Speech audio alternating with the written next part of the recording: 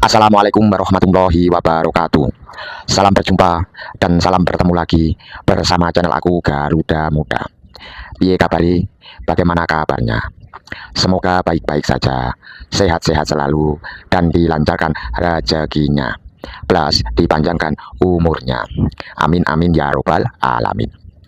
Bos, prediksi analis football match kans tim nasional Indonesia untuk lolos menuju Piala Dunia hanya 7% bos dari 100%.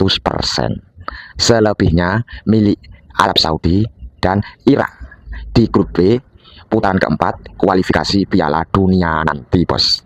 Bos ya, melihat prediksi ini rasa-rasanya aku gedek bos, kecewa, ingin marah karena prediksi ini terkesan seperti meremehkan dan terkesan seperti penghinaan.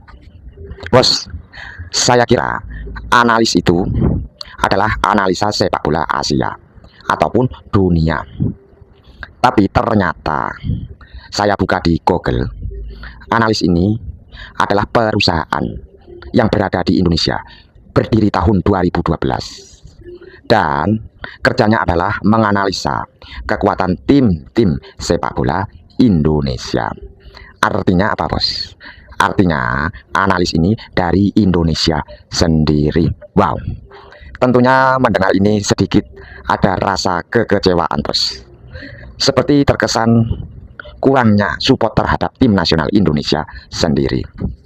Bos, meskipun ada rasa marah, ada rasa kecewa, tapi ketika saya melihat statistik data ya bos, ternyata ini memang realitanya dan ini memang faktanya bos.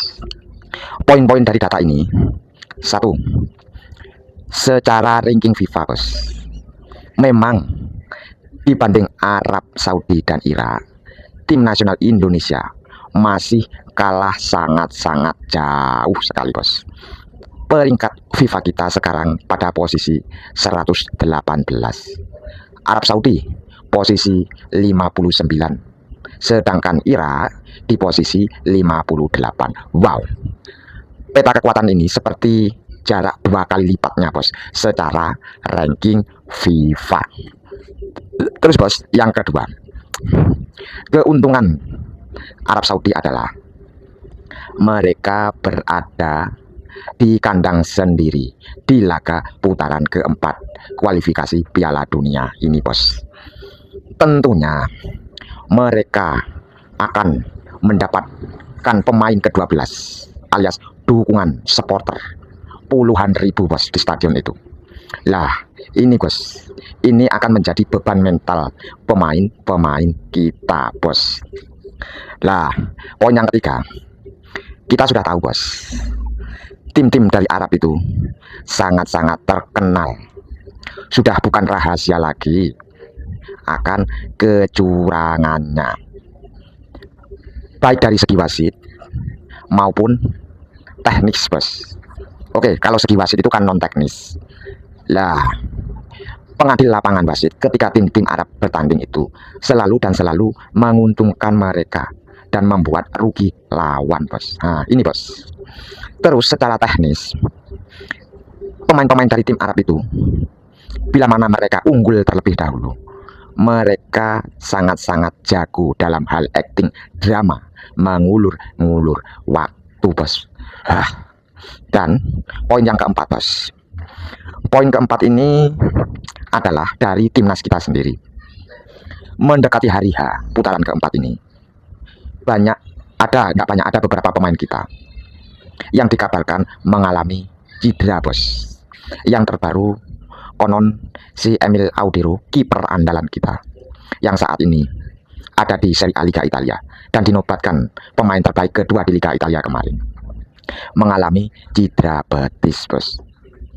Lah, dituntut lagi bos kiper kedua Martin Paes. Ya kita sudah tahu Martin Paes sudah dari bulan lalu kabarnya mengalami cedera pula bos. Tapi untuk akhir-akhir ini Kabarnya katanya sudah sangat-sangat siap untuk membela tim nasional Indonesia, bos. Tapi dari media-media yang tersebar yang ada sekarang, kondisi Martin Paes belum fit-fit amat, masih 90%, bos. Lah, pemain selanjutnya Sandi Bos yang memperkuat Buriram United di Liga Thailand. Di pertandingan akhir, gelandang kita Sandi Bos ini konon katanya juga mengalami cedera. Entah Sandi Bos ini masih bisa bermain atau tidak. Tapi dari kabar terbaru, cederanya tidak parah, bos, hanya cedera ringan saja. Nah, untuk pemain depan, ya sudah bukan rahasia umum lagi, bos. Si Ole Romeni ini telah mengalami cedera saat-saat memperkuat Oxford United di Piala Presiden yang lalu, bos. Lah, meskipun saat ini sudah dipanggil lagi, sudah 95% pulih, tetapi aku yakin performnya sedikit menurun, bos. Karena kan selama cedera, kondisi Ole Romeni jarang sekali terlibat dalam sebuah pertandingan sepak bola, bos. Kemungkinan besar performnya juga menurun. Terus poin kelima, bos. Lah, tim-tim Arab sana, Arab Saudi maupun Irak, diuntungkan dari segi cuaca. Tentunya mereka terbiasa dengan cuaca yang sangat-sangat panas di sana. Lah, sedangkan pemain-pemain kita yang rata-rata hampir 60% dari Eropa dan berlaga di klub-klub Eropa, tentunya akan tertekan kondisi fisiknya ketika mengalami cuaca yang ekstrim semacam di tim-tim Arab itu, bos. Lah, ini, bos, beberapa poin-poin analisa realita yang ada. Kalau tim nasional Indonesia diprediksi hanya 7% untuk lolos ke Piala Dunia, bos ya. Oh ya, belum kutambahkan, bos, poin yang paling terakhir ini, bos. Dari segi TC, tim nasional Indonesia, pemain-pemainnya sangat akan terbatas waktu, bos. Kita hanya memiliki waktu kemungkinan 2 hari langsung bertanding, bos. Kalau tidak salah hanya 3 hari paling lama. Saat ini saja pemain-pemain kita yang sudah ada di Arab masih 15 pemain saja, bos. Yang lainnya belum datang karena mereka habis memperkuat timnya, klubnya sendiri-sendiri. Lah, ini, bos. Inilah risiko jika pemain-pemain timnas banyak yang berlaga di tim-tim luar negeri atau tim-tim Eropa, bos. Bos ya, kalau tim Arab Saudi maupun tim Irak itu, bos, persiapannya, wow, sudah berbulan-bulan lalu, bos. Kalau tim Arab Saudi sudah menjalani ajang uji coba, malah melawan tim-tim dari Amerika Latin maupun Eropa, bos. Dan hasilnya cukup-cukup menjanjikan. Kemarin Arab Saudi awalnya beruji coba dengan tim Amerika Latin, Meksiko. Ya tentunya kita tahu, bos, Meksiko itu adalah tim kelas dunia, bos. Dan hasilnya Arab Saudi kalah 2-0. Terus uji coba selanjutnya Arab Saudi melawan Makedonia Utara, tim dari Eropa, bos. Lah, Arab Saudi mendapatkan hasil positif, hasil seri, bos. Menang, bos, melawan Makedonia. Dan yang terakhir Arab Saudi uji coba melawan Ceko, bos. Timnya, kalau pemainnya dulu yang terkenal Pavel Nedved di Juventus. Ceko ini bukan tim kaleng-kaleng, bos. Tim kelas dunia. Dan pernah masuk 8 besar Piala Dunia, bos. Dan hasilnya imbang. Berarti perform timnas Arab Saudi saat ini sangat-sangat luar biasa kuat, bos. Lah, untuk timnas Irak, kemarin dia uji cobanya mengikuti turnamen di Thailand, Piala Raja. Dan hasilnya apa? Timnas Irak menjadi juara. Berarti lawan kita kali ini memang bukan kaleng-kaleng, bos. Ya, meskipun tim nasional Indonesia di ron ketiga kemarin pernah membantai Arab Saudi dengan skor telak 2-0. Di kandang Arab Saudi kita mendapatkan hasil imbang 1-1, sedangkan di kandang Indonesia di GBK kita memperoleh kemenangan telak 2-0. Tapi, bos, timnas Arab Saudi, materi pemainnya dan kekuatannya sekarang sangat-sangat berbeda, bos. Di ron ketiga kemarin, meskipun loh kita menang, tapi secara permainan di kandang Arab Saudi kita dibuat setengah lapangan, dihajar habis-habisan. Lah, di GBK meskipun kita menang 2-0, di akhir-akhir laga pertengahan babak pertama sampai akhir kita juga mendapatkan tekanan, dibuat setengah lapangan. Apalagi kekuatan mereka saat ini berbeda dan lebih mengerikan, bos ya.